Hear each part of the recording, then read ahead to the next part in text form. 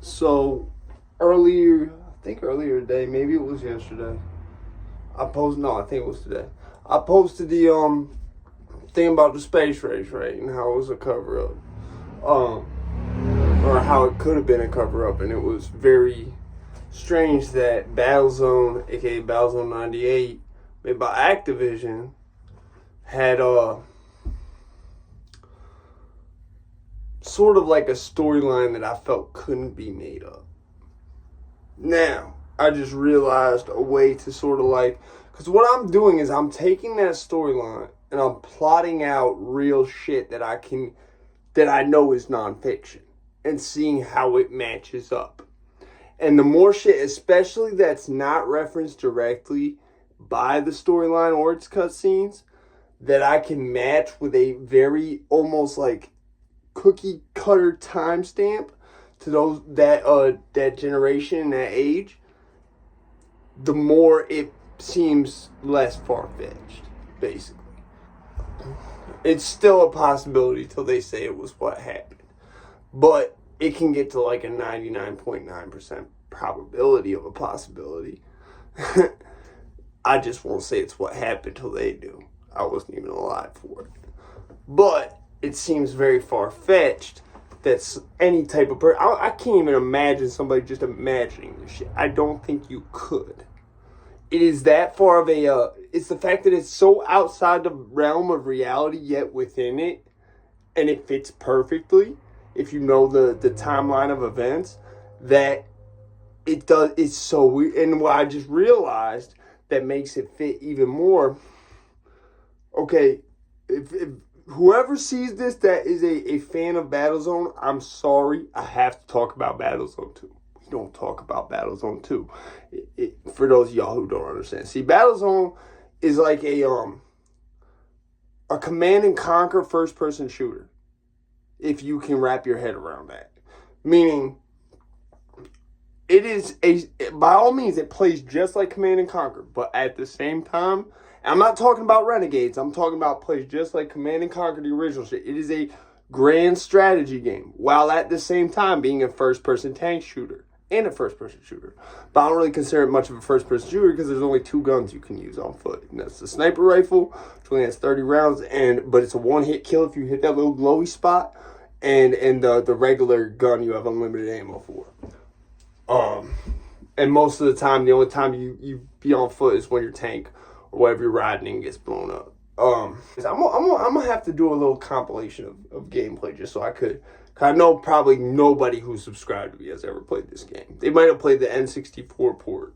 Before I got the remaster on my computer, the only one I played was the N64 port. It was called Rise of the Black Dogs because it came with a whole separate campaign. Not only that, but the Black Dogs were their own faction. They had fractured away from the U.S. military and started their own military. They were known for being much more ruthless than the U.S. military was. It came with a broken down version of the campaign where it was the whole campaign, but you could play it 3 different play styles. You did not have to play it the way you did on computer, where you're not only having to fight, but you're having to manage all your shit like it's Command and Conquer at the same time in the middle of a first-person shooter. Because you're first person, think about it, you don't have the 360-degree view.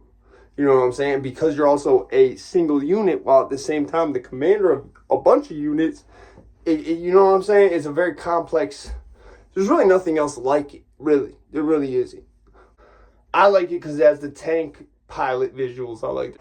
In what's considered the canon of Battlezone, there are no extraterrestrials. Well, as far as like combatants go, there's the Soviets, the Americans, and the expansion. It's almost like the Green Berets for space, and it's called the Black Dogs, and that's the Americans. And then there's the Chinese, and the Chinese play a sort of weird role.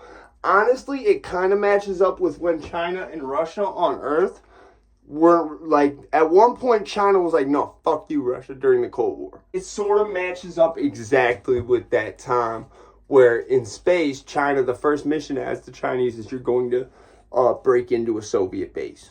and you have to like steal something. I can't figure out how to get into the shit I need to steal because it's in a building. You can't just walk into the building. So I'm like, do I have to destroy the building? Like, you have to basically steal a vehicle to do this shit. It's basically like at the same point on Earth where the Chinese stop fucking with the Russians for a minute, it happens in the game storyline. Not in 2, it happens towards the tail end. Not the tail end, I'd say you'd call it the middle because it's the start of the expansion pack. This is where it gets weird. So there's like, throughout the first game, you find alien artifacts of different sorts. I don't think you ever encounter alien. Like, there's certain structures on certain planets that look like aliens, but they're static for the most part. I don't think there's ever... I think towards the end, no, that's a supercomputer AI. It's basically a unit the Russians lost control over. They created this superpower AI tank thing, and they created a bunch of them, and then it started creating itself. Actually turning on the Russians a whole bunch of shit. I think there might be a possibility of a single to like 3, at most it's like 3 or 4 missions toward the very end of the campaign where there's actual extraterrestrials, if that, but I don't think they're there. I don't think there are any actual extraterrestrial battles within the first Battlezone at all. However, the reason Battlezone 2 is not considered canon, it has nothing to do with the Cold War. You're only fighting extraterrestrials. Now think about that one Apollo mission that they made a movie about where they're like, there's a reason we never went back. They're like, it's a dead commie on the moon. The whole time, yes, you are killing commies on the moon in the first mission of the American campaign. See how there's that movie about the Apollo? It's like, why would there be a dead commie on the moon? I mean, they were trying to approach it from a alien monster type narrative. But in a really lame, what was that movie called with they look like chickens. I forget what it was called. It was named after a road. I forget what it was called, but you know what I'm talking about. Weird movie from like 2007. Cloverfield. Yeah. Not road. It was like something like that. So the whole second one, you're fighting these aliens. I don't play the second one. I've never played the second one. Every time I went onto any map, I would always just like treat it like it was a big ass space Grand Theft Auto. And it works for that. I mean, you know what I'm saying? Especially in the N64 one, because there's a lot of shit with the N64 one where it wasn't as like strict to like you have to. It wasn't as hard too. It was a lot easier than the PC one. The PC one, I'm not gonna lie, is one of the hardest games I've ever played. Like, put it like this: Command and Conquer, the original, not Red Alert, not the expansion, just the original, is one of the hardest games I've ever played. Now put that in first person and keep that same difficulty. To where, like, if you don't have all your shit set up, like, the AI is just gonna come. And, like, the thing that always frustrated me with the original, and it was like that on the N64 for the Command and Conquer, too, where it was a lot easier on the N64. The AI wouldn't just come like that. Like, Command and Conquer is one of them games where the campaign is much easier than if you just do a skirmish. The campaign is equally as hard. That's another thing. There is no skirmish. The campaign is hard as shit. It's one of those games where, like, after trying to beat it on normal or hard repeatedly, I have to put it on easy to beat certain levels. It wasn't like that on the N64. It's only like that on the PC. Like, the AI is very similar to the Command and Conquer, the original Command and Conquer on PC AI, where it is very vicious. But Battlezone 2 is kind of like Command and Conquer 4, where we just don't talk about that. It's not canon to the story. That has nothing to do with the Cold War, except I think it does. See, remember, what if that Apollo shit where, why did we never go back? Because of the alien shit. What if that happened after the Cold War events, like at the tail end of it? Like maybe the Russians found out about it first, because in Battlezone 2, you don't get to play as the Russians, like in the first one. You only get to play as I think you play as the Black Dogs only. Either the Black Dogs only or the Americans only in general. And I think you might have Black Dog units. It's either that or some totally new space force that's fighting the aliens. But it's humans versus aliens. It's more like Halo. Same exact concept of what you're doing. It's Command and Conquer in a first-person shooter. With having to use strategy and units in real time. All that shit. But yeah, it's given that the way the storyline is, the way that it's so far out of the box yet within the realm of possibility, and the fact that it's something I feel like not even the person with the wildest imagination in the world could just like make this shit up off the top of their head. Like, there is something true this came from. If it's not true as a whole, there is some significant truth to it, I think. It matches up too perfectly. And that game was so obscure, it's almost like they put that in there knowing not enough people. See, that even the PC one was hailed as like a big game. Like, people loved that game, but it had a very rabid cult fan base. But a large one. But still, it was not no Call of Duty. This was back when online gaming couldn't be Call of Duty in terms of players. It was so inaccessible compared to how it is today. Like, you had to have a gaming rig to do it back then. You couldn't do it on a console. You could not online game on anything but a PC back in these days. This was 1998. And even a lot of PC games, most PC games couldn't do it. There were special ones that could, like this. A lot of them were like random airplane games and shit too. Like Delta Force.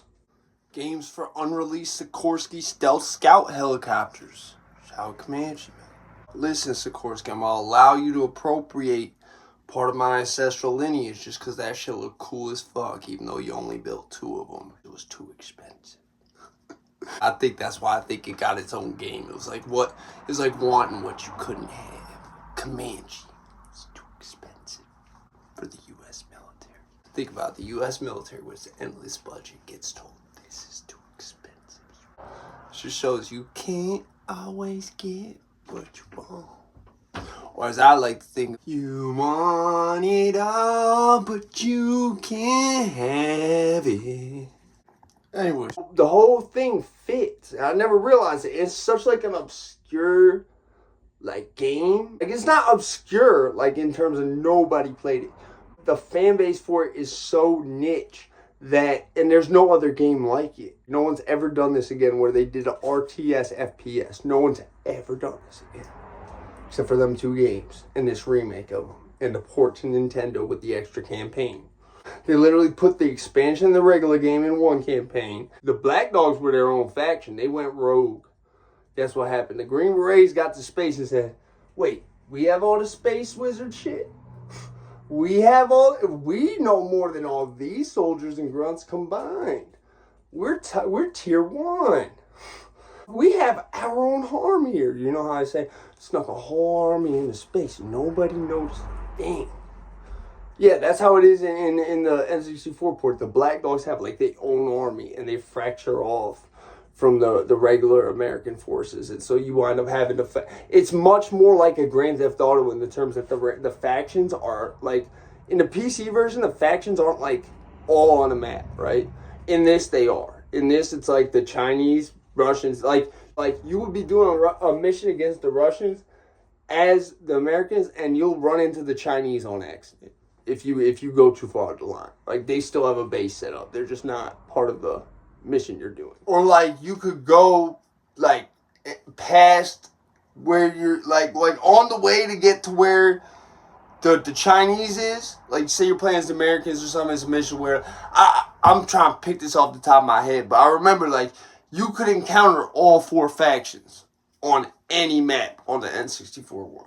Like, because it came out after, and they were trying to condense everything. And in the process of doing that, they made, like, the same game, but almost, like, bigger when they had less room to do it. You know what I'm saying? And it didn't have the type of shit where, like, the cutthroat AI, where on the PC one, where the AI will kill you before you get the chance to go over there if you have it even set on normal and you don't have a bunch of shit built up. Like, on the N64 one, you were more like, you could have it more like you were one person, so you weren't responsible for all that. You couldn't do that on the PC. So it was almost like they put that there knowing it was true and that only so much of the population would see it that it would never be took seriously. You know, because all the people who would think to take it seriously, like me, for the most part, wouldn't see it.